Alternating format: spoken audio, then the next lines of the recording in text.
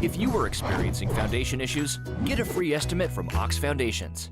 Good morning, everybody, and welcome into this segment of Daybreak. I'm Tom Roberts from the Greater Coosa Valley Chamber of Commerce. Very busy schedule. Things are starting to get hopping now that school's out.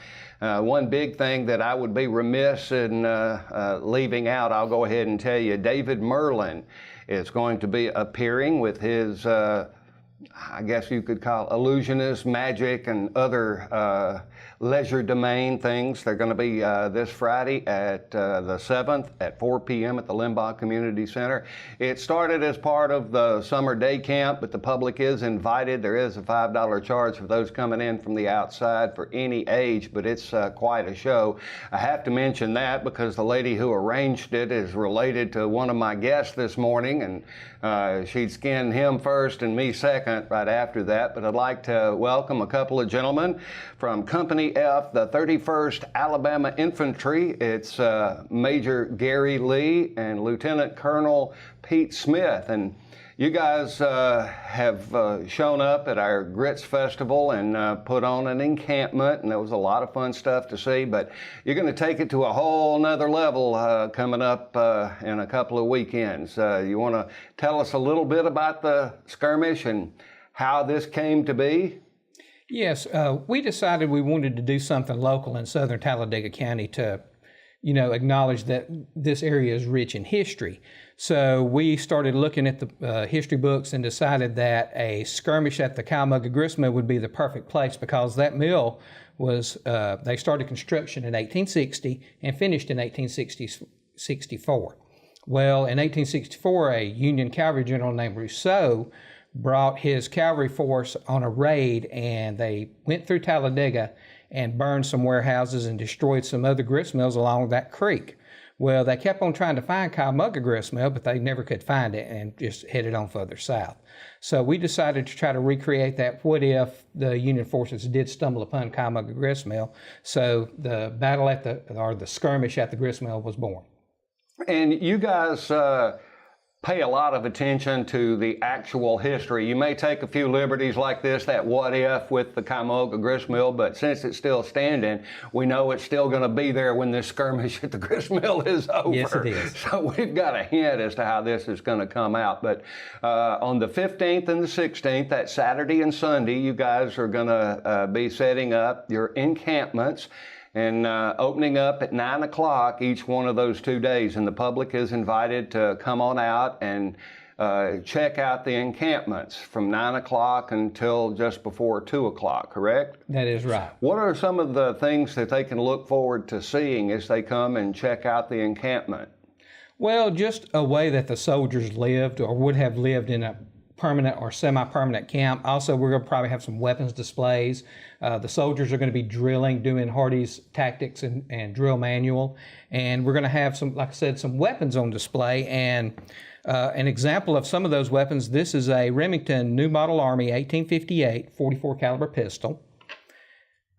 This was one of the more most used weapons during the Civil War as far as pistols are concerned. And this is one of the more highly used weapons of the Civil War, the basic infantryman's weapon.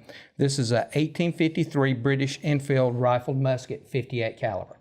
And you keep your encampments as historically correct and accurate as humanly possible. You want to try to relive that experience and be exactly what it was back in the day when these things were coming about. Now, where did your dedication to history, especially of this era, where did that come from? Either one of you, both of you. Well, I think mine came from, I've always loved history. And then I served in the U.S. Army for 4 years, and I was in the National Guard for about 11, and I ended up getting a degree in history. And that just naturally drew me to this hobby, that and my love of weapons. I love the weapons. I love being able to shoot them on and being able to just, be around them and learning about them also. Well, how about you, Lieutenant Colonel? I come at a young age. Mom and Dad used to take us a lot of battlefields and forts of different areas and different wars.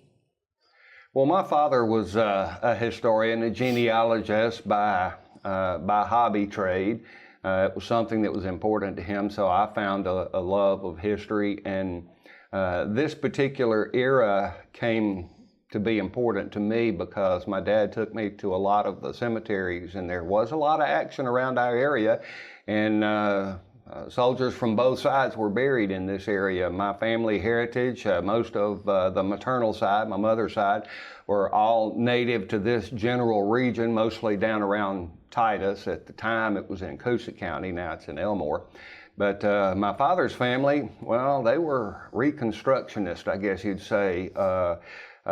Yankee carpetbaggers who came south from New England to steal property for themselves in the railroad and rebuild a lot of the stuff that got destroyed back then. You mentioned that General Rousseau was a part of the process of trying to destroy as many of those things down in Alabama and the South as is humanly possible, and my family's background was putting it back together again, and there's a lot of history in the facilities that we have now, but I think it's important for us to learn from. That's the biggest part of history. It's not about all the political aspects of it, but if you learn from history, you can keep things from being repeated. So let's move on to a little bit later in the afternoon on both the 15th and the 16th when you actually get to what we call the skirmish at the grist mill. How's this going to play out? And where does the crowd get to properly watch this? We'll have a spectator line designated, and we're still working that out exactly where that's going to be. But what we're going to do is my federal troops' mission is going to be to try to capture and burn the grist mill. Well, Colonel Smith and his troops are going to have a little something to say about that. Well, the mission of federal troops raiding in the South at that time was total war. They were going to try to burn all the storehouses and grist mills they could to deny their use to the Confederate civilians and also to the military. Anything that could be an economic advantage for the South and their allies, the other countries that we shipped out of the Mobile port a good bit, and anything that could be an advantage for the South, the idea was totally destroy it, correct? That is right. That is correct. And that created an awful lot of damage. I'm glad to see that we have rebuilt some, but it's fun to watch. Now, have you picked out your encampment sites there at the grist mill? Yes, we have. Excuse me. We're going to try to camp in the campground that they have designated, and we'll have those open for the public. We'll have people, showing everybody where everything's at.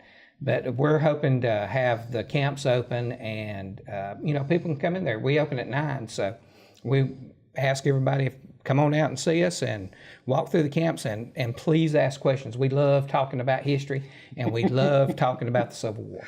Well, that is. It's a good thing y'all are going to be in separate camps because the Colonel doesn't get a word in edgewise with you and me over much. here. Well, I'll be a disadvantage of my troops. It'll be the older people, the cripples, the few women, and younger guys fighting. And that was a lot of reality for folks in the home area, because a lot of the younger, more able folks were sent off to other parts of the war, and it was a lot of women. Y'all going to have any women participating in this? I know from some of the pictures, they really do a pretty good job. Your uniforms are pretty simple, but theirs are a little bit more involved. And is it difficult to get the ladies to come participate with you in these encampments and reenactments? No, not really. They really enjoy it too. And one of the days we hope to have my wife out there dressed up in one too. I'm trying to talk her into it. I think this would be a grand thing, and I will encourage that as much as possible. She does an awful lot for our entire area, but more especially as the program director at the Limbaugh Community Center. She's quite a lady, and we were very proud to honor her this year for her efforts, for things like the Pumpkin Festival. And that's coming up, and I'll go ahead and tell you, you will want to get your booth go ahead and reserve that now. She's already got the form. She's on top of all this stuff, but she needs a little fun stuff too, and this is going to be an awful lot of fun. Now, I stay pretty busy myself just trying to keep up with all the stuff that's going on in and around the greater Coosa Valley area, but being an old history buff, I somehow or another, I got to get me a uniform. I've got to get involved. Since I had people on both sides, I'll be one of those swing shift guys who goes from one side to the other and back and forth, because I don't have I have 2 horses in the game a little bit with a lot of family, but you guys are always on the lookout for people who have the same passion for history that you do, and I know that this is your bailiwick, your area of concern, Pete Smith, so tell us a little bit about how somebody could get involved with something like this. You just come out to an event sometime and you're real interested. We could probably dress you out for the battlefield, put a rifle in your hand, put you out there. No training, no anything like that to give you. Well, we don't want to get somebody killed right off the bat. Now, when y'all are firing guns, y'all got any cannons? Y'all do any cannons? Howitzer there, little mountain howitzer. Wow. Why? Because I mentioned in another piece that I did for Facebook that the bullets and the cannonballs are going to be flying, but how does that work? Live ammunition? Do you load your own? Do you are they blanks? How does this work? Everybody's going to be safe, right? Be dodging bullets. Better be quick. Yes, sir. We have a drill that we go through. It's called loading in 9 times. We use blank ammunition, black powder, and we have certain safety protocols that we follow and carry out during the battle. We have certain rules like you don't fire within 30 or 40 yards within opposing or at opposing forces, and if you do have to fire, then you elevate your musket and you don't point right at them. And there's certain things like that that we go over and we drill people in, even the first timers or the newcomers. We make sure that they understand the safety protocols that we do use.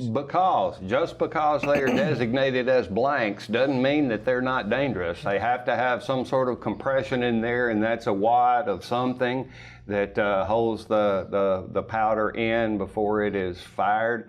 And those become projectiles, and they're maybe not lead, but they can be dangerous as well. Yes, that's Which true. is why when you come and observe, and it gets time in the afternoon for the skirmish, you need to stay in the area designated for you to observe. You'll be able to see everything. You guys are pros at this. You've done this more than a few times. How many skirmishes have each one of you participated in?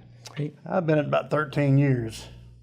13 years, so you can't count that high anymore. You ran out of fingers and toes. I'm about 10 a year. Okay, so that's a lot. Yeah. How about you? I've been doing this for about 4 years, so probably about 7 or 8 per year. So You're the rookie.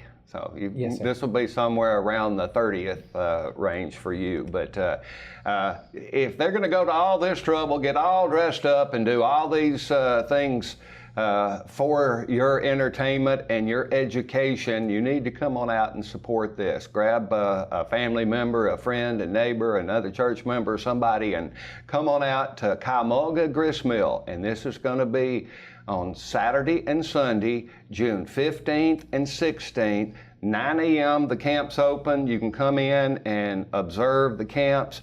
A little bit later on in the afternoon, about 2 o'clock, they're going to actually skirmish. That means an actual battle reenactment, and this is going to be a fun experience for folks. Now, parking is sometimes at a premium. But we usually find a way to get everybody that wants to get into the park. At the same time, there is a bit of an admission charge because we got to keep the Gristmill Park up and help you guys reload your supplies and get some more black powder for the next one. How much does it cost, and how does all that work? Well, the entrance fee is the same as the normal entrance fee for the Gristmill. It's $3 for adults, and children 5 and under are free, and 100% of the proceeds do go to the Gristmill for its upkeep and its expansion of its programs. So you're on your own. Yes, sir. That's fine. Just now, you would accept a few donations and volunteers to help with all of this. Oh, of course, always. Well, any parting words before we get out of here? I'd just like to say I'd like everybody in the area to come out and experience this living history and battle. I think you'll really enjoy it. I know we enjoy putting it on, and we just can't wait to see everybody there. And how about you, Colonel? It's going to be a good time for all. All right. We appreciate Lieutenant Colonel Pete Smith and Major Garry Lee coming to be with us this morning and tell us a little bit about and hopefully tease your spirit and make you want to get out and be a part of this coming up in a couple of weekends. But in the meantime, check out the Greater Coosa Valley Chamber of Commerce Facebook page and find out all the other stuff that's going on. And until next week, I'm Tom Roberts, and we thank you for watching.